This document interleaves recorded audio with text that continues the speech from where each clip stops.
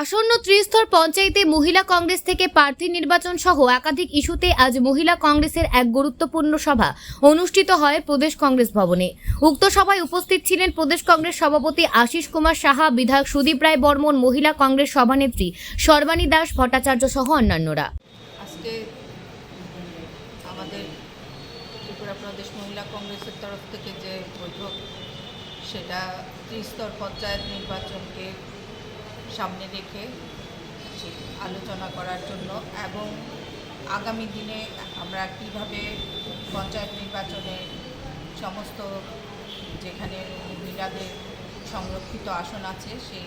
জায়গায় মহিলা প্রার্থী করার ব্যাপার নিয়ে আলোচনা করার জন্য আজকে এখানে মিলিত হয়েছি। তাছাড়া সারা ত্রিপুরা রাজ্যে যেভাবে মহিলাদের উপর এবং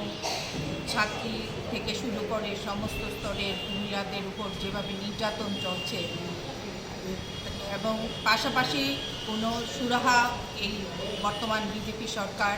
মহিলাদের দিতে পারছে না, সেটা নিয়ে মহিলা প্রদেশ কংগ্রেসের তরফ থেকে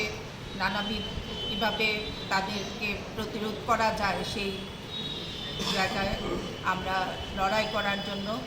উদ্বুদ্ধ হব এবং সবাই মিলে একই সঙ্গে সমগ্র ত্রিপুরা রাজ্যের বিভিন্ন জেলায় সেই নারী গঠিত অপরাধের বিরুদ্ধে সোচ্চার হওয়ার জন্য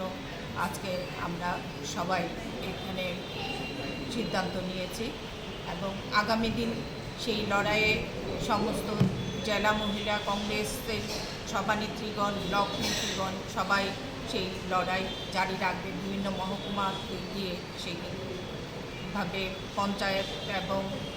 মহিলাদের সুরক্ষার জন্য লড়াই জারি রাখবে।